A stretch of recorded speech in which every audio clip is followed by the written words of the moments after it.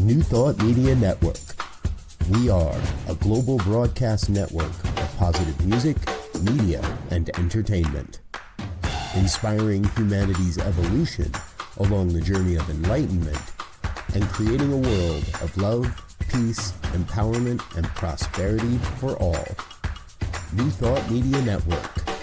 Positively inspiring.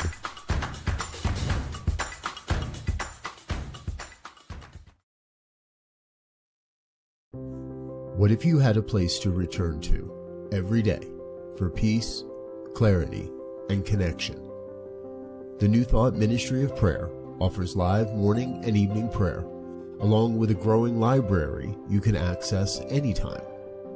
This is a space for reflection, renewal, and real spiritual practice, rooted in the understanding that something greater is already alive within you. You are welcome here.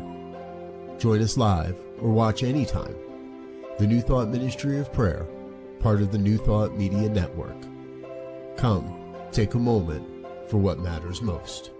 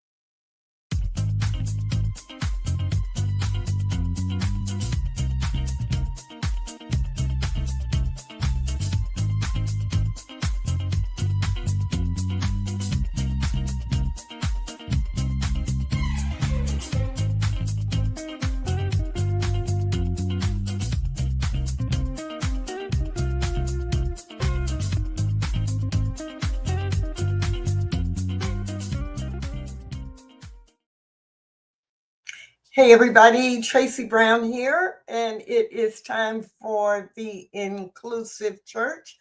I'd love it if you would just say hi in the chat or in the comment section, depending on which platform you are on, so that I know I'm not here alone. But actually, I can already see I'm not here alone because I can see you over there in different platforms. Some of you are on YouTube and several of you are on Facebook. And so, yes, feel free to say hello. And if you want to add where you're viewing from, that's great. So every week on the Inclusive Church, we spend a little bit of time just recommitting to creating spiritual communities where, even though in New Thought we teach oneness, that we understand that oneness does not mean sameness. And it's important for us to be very intentional in what we do and how we do it if we want to be able to attract and serve the widest variety of people in the communities we live in, right? That are multicultural, multi-ethnic, multi-generational. Inclusion doesn't happen just automatically. It requires us to pay attention to what we're doing and to choose carefully. So today the theme is part one of a focus on artificial intelligence, AI. I was in a conversation about maybe 6 weeks ago, 4 to 6 weeks ago, with someone who said, basically, I'm summarizing, but they had taken a position that they didn't want to use AI. They were concerned about the many, many ways that people have used AI to bypass or to eliminate the work of real life individuals, and that they felt it was not something they wanted to even do any basics with. And so it just got me to thinking about, I'm not always an early adopter, but I am always thinking about whatever the new technology is, how can I use it to further that which I am working on? So I'm not someone who is a AI or artificial intelligence guru. I am not someone who is going to tell you you should be using it all day, every day. But this idea of building and sustaining an inclusive spiritual community does bring up the question. If I am, or if my church is serious about reaching out to communities or identity groups of people who we are not familiar with, who we have not served in the past, but maybe a good example, one of the churches that I did a fair amount of work with a couple of years ago, the community around their property, the community around the church building over the years had become 80% Hispanic Latino. And the church had been existing in that location for almost 50 years. And when they started in that community, it was like 99% white middle class. So now the community is still middle class, but it's a huge percentage, like over 65%, 70% Hispanic Latino, and a large amount of that population is bilingual. And so there are things they want to do to engage with the community, but they knew they didn't understand some of the cultural norms. They didn't have very many people, like you could count on two hands the number of existing community members who spoke basic Spanish. Like, they were not completely fluent, but they could have some basic conversations or provide directions. They couldn't teach or speak, like give a class or speak at a service and do their talk in Spanish. So they didn't even have a dozen people who had the language skills that might help to build trust. And so we did a variety of things. And I want to say that I think the efforts that were taken really did make a positive difference. But I'm thinking, if I were working with them today, how might I use AI, or how might I encourage them to use artificial intelligence in order to create the kind of trust and to create the bonds that would grow their community even more. And so, again, I am not like selling you here's a package step by step of what to do. But over the last 8 months, maybe 8 to 10 months, I have learned a lot about, and want to encourage you too, to begin to learn more about how you can use artificial intelligence in both an ethical way, but in a targeted way to achieve your existing goals. Your existing goals related to marketing, your existing goals related to membership growth, your existing goals related to education, your existing goals related to community service, your existing goals and priorities. So one of the things that is really important is that you have some clarity about who your target audience is and why. So it might be you have a primarily virtual ministry and you realize that you want to do some programming that really attracts young people, young adults between the ages of 21 and 30. Okay, that's great. But that means you need to be willing to do some research if you don't already have a core group of young adults in that age group.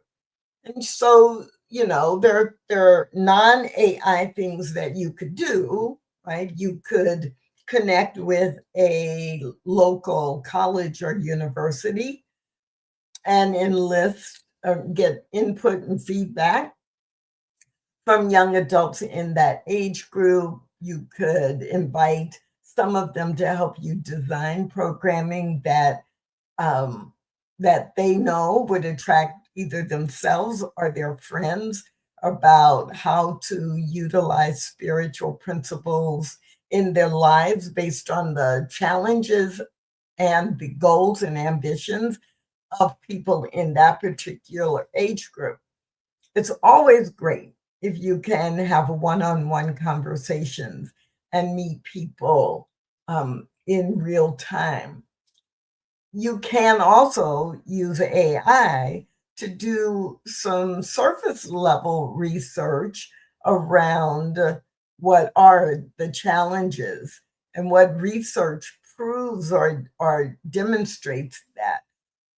One of the big lessons I've learned in the last year as I've been growing my trust in AI is it's one thing to ask the question, like you might ask any search engine, what are the issues that young adults between the ages of 21 and 30 are facing?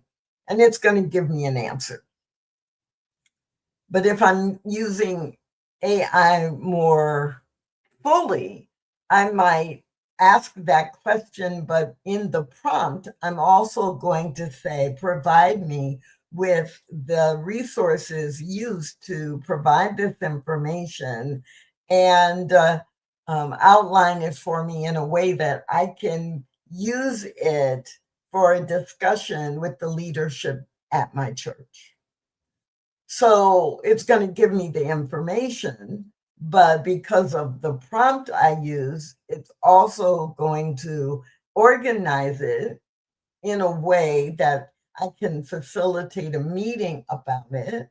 And it's going to give me the resources or some resources that allow me to know this isn't random information, and I can go to those resources, those books, those reports, those research firms, and look for more information.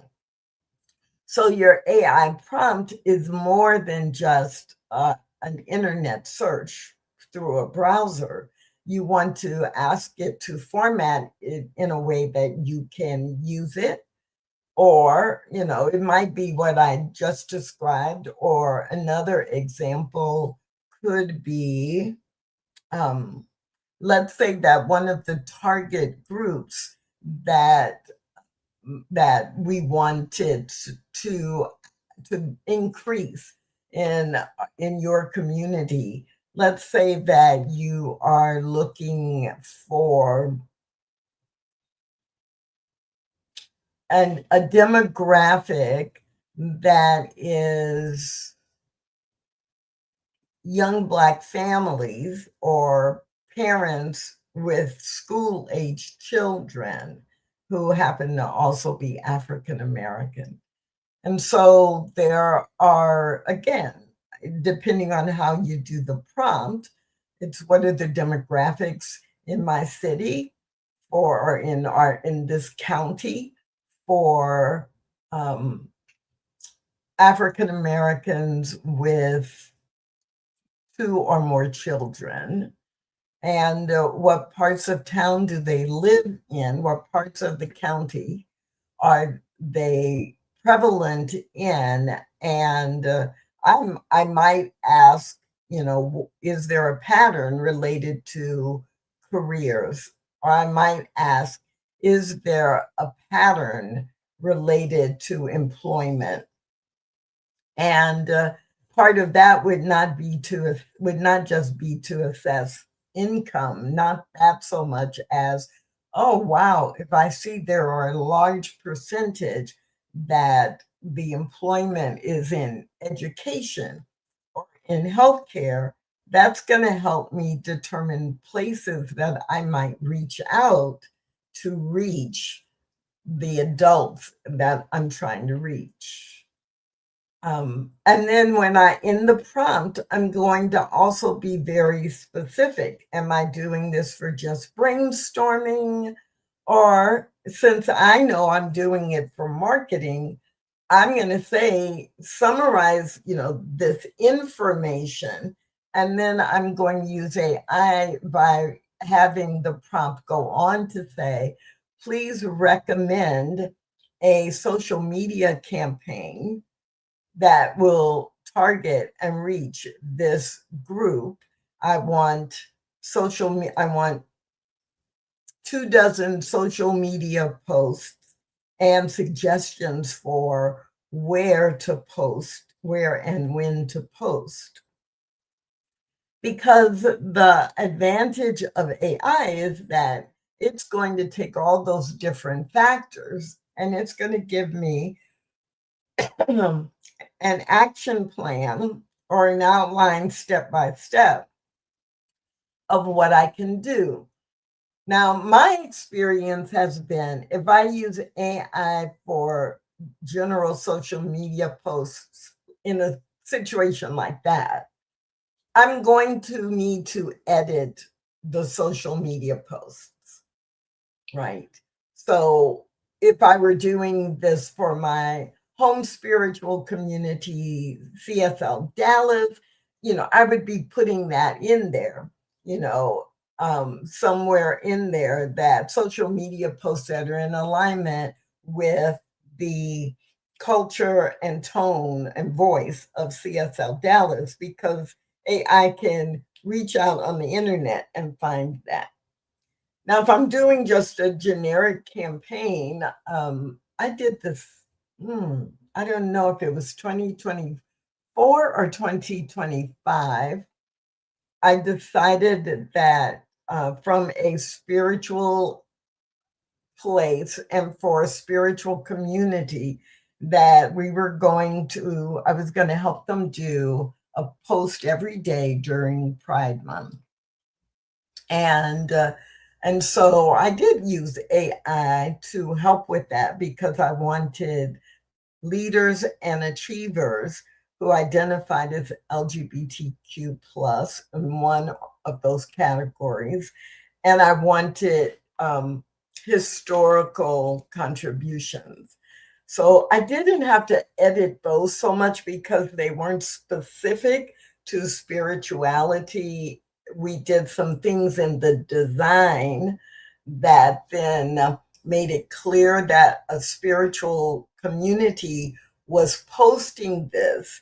And in the text with each social media post, there was always something of, you are welcome here, at this community, or please, go to our website and find out more about this spiritual community.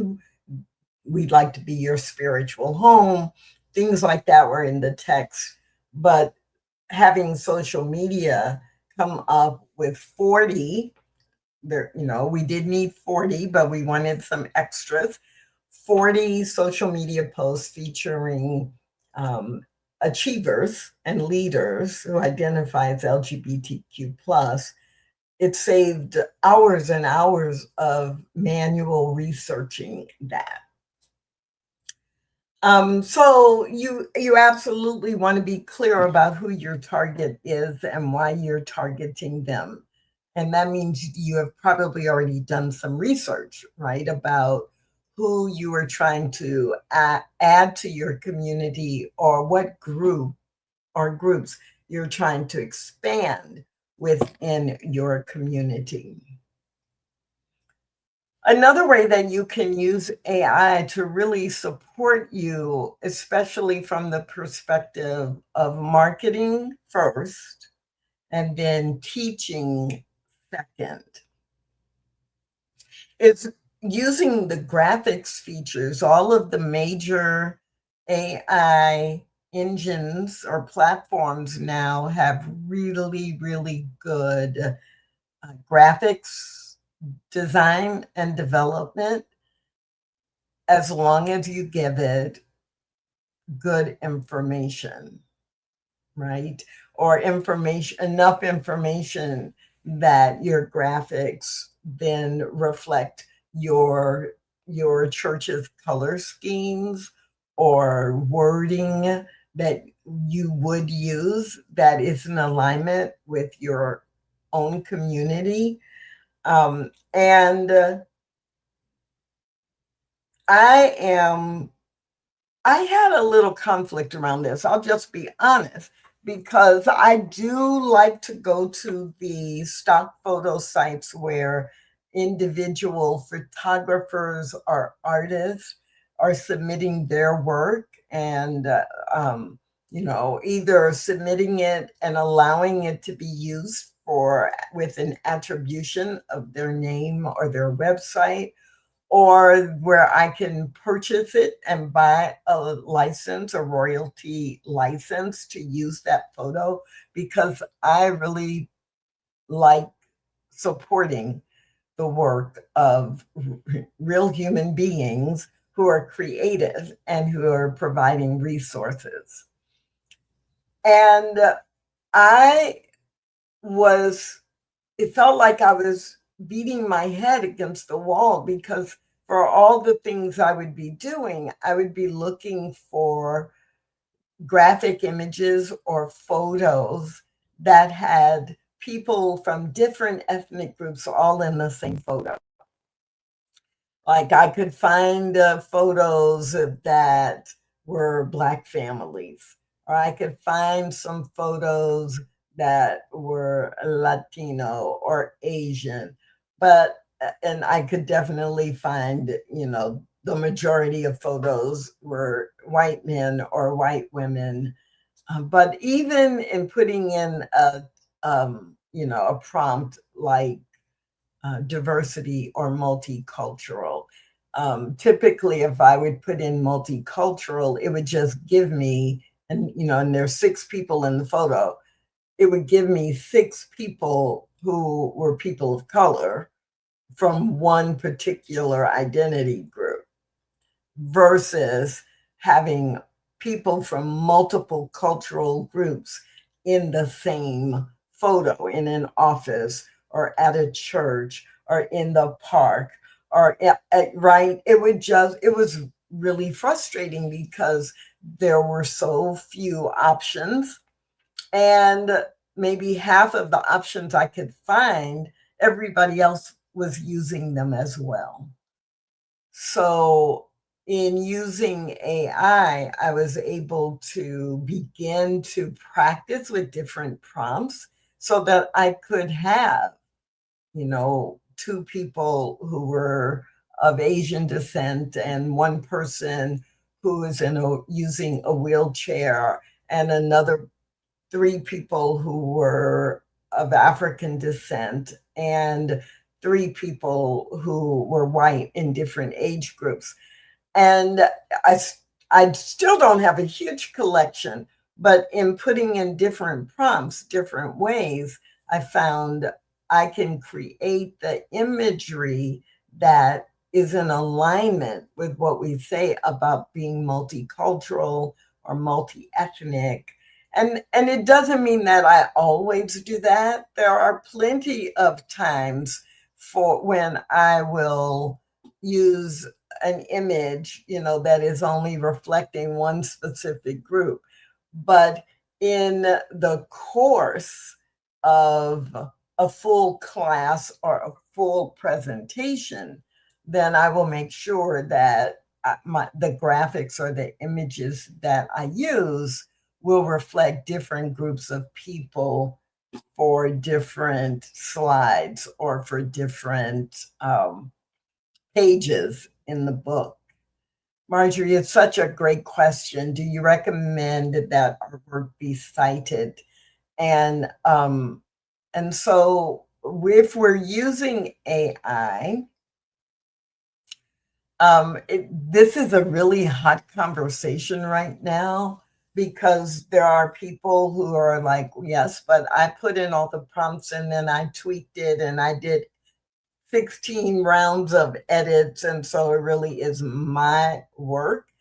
And sometimes I do that if I really have, like, for example, well, this is a great example, Marjorie, and you'll know why.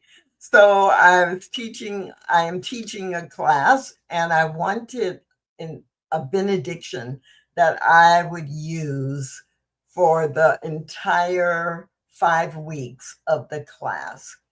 And so I drafted the benediction, and then I used AI to create a slide and a poster, like a flyer, that had the benediction. And I had already put in the color scheme and the design elements that I wanted for this entire class. And so I don't do attribution for those. I don't do an attribution that those design elements were designed using AI in general.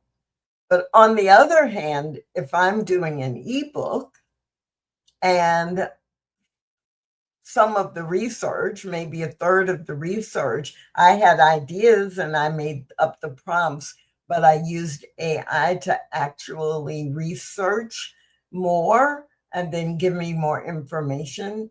Then for situations like that, especially if it's something that's going to be printed, a workbook, an ebook, then usually either in the acknowledgments or in the introduction, I will add a sentence or two that acknowledges that some of the research or some of the editing or some of the research that went into making this was used, or I'm trying to think of the actual language that I love, which I can't remember. That's why I have it written down in a file somewhere. But basically that AI was used in the development of this content. And then usually I'll do a second or third sentence that says, however, it was all, verified, or here are some additional resources where you can verify the information. And I think that many people don't do that. And it's really challenging because, especially if it's something that they don't know much about and they would not be able to answer questions. And so in our churches, if we're using AI to do research about markets that we're going to go after, or if we're using it to create an entire campaign, then I think, there are places and there are ways to acknowledge that it was supported with the help of AI. That question of, do you recommend that our work be cited and that we refer to AI as part of the delivery? I do believe that 5 years from now, everybody will just assume it's AI, and I'm watching to see how that evolves. But the one thing I want to be sure to say for all of us is, an AI tells you every time you search for something, there's a disclaimer. AI can make mistakes. Please verify information. And I have had a couple of students in classes, like put in a pretty simple prompt and AI gives them brilliant information. The problem is the reason I could tell it was AI was not only by the formatting of it, but also the fact that there were glaring errors. And so please, if you are going to use AI, especially for research, or especially for, let's say you want to put out an ebook. Let's say you want to put out an ebook on providing spiritual support to people who are going through divorce, random subject. And as you are doing it and collecting the information, you do want to look at, let's say, their affirmations. There's a section in your ebook, and you went to you went to AI and said, my ebook has 10 chapters, 10 sections, and I want an affirmation for each section. Well, you want to check those to make sure they're affirmations, or that I want spiritual encouragement for each section, and here are the 10 section titles. Well, if it gives you quotes, you want to verify that that actually is a quote from the person. Sometimes it'll just give you quotes and it won't give you names. And so you want to ask in your prompt, give me quotes and the author of each quote.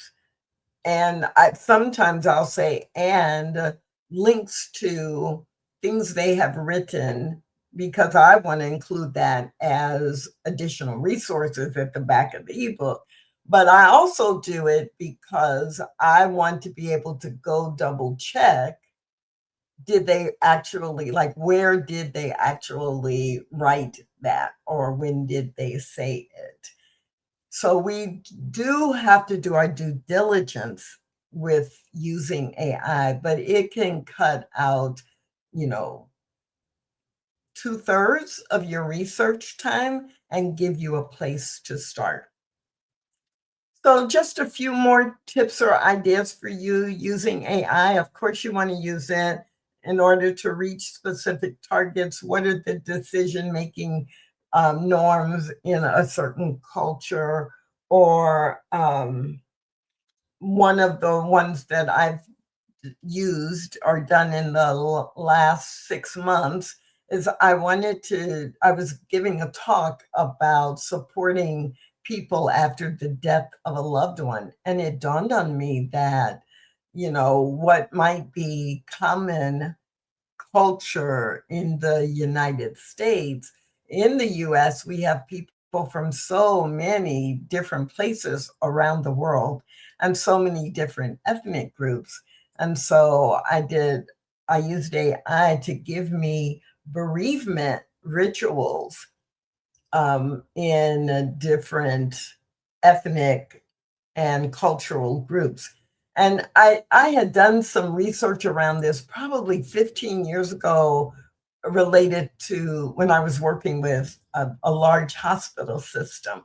And we were, coaching and creating some education for hospital employees, for healthcare workers, around what to expect. And when a patient dies, that different families would react in different ways in the hospital.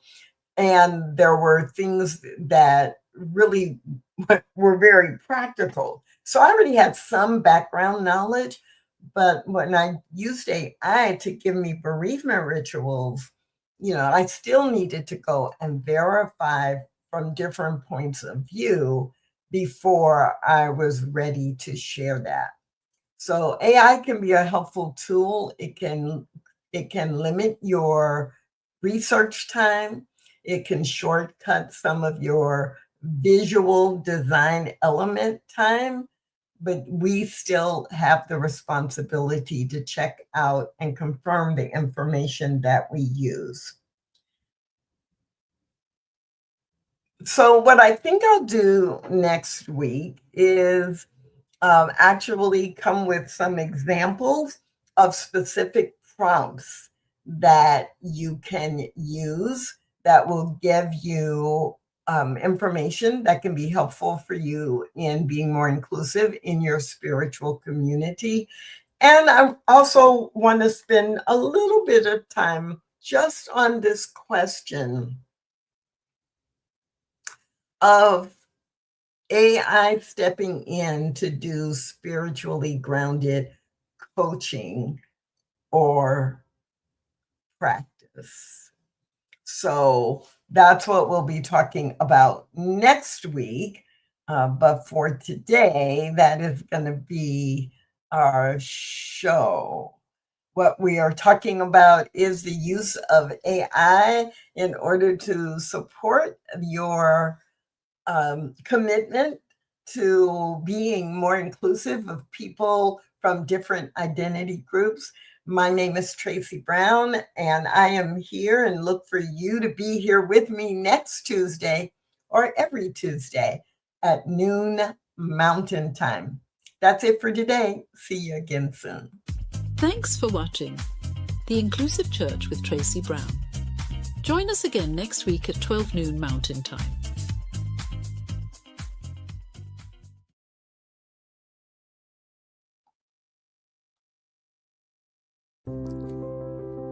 There is a presence ready to meet you here. Join the New Thought Ministry of Prayer live every day, 8:15 a.m. and 8:15 p.m. Mountain Time.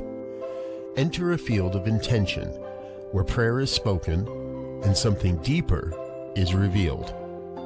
Our professional prayer partners stand with you in truth, in love, in possibility. Bring your request live or share it anytime at ntmedia.org/prayer. Come as you are and step into what is already becoming. We look forward to praying with you.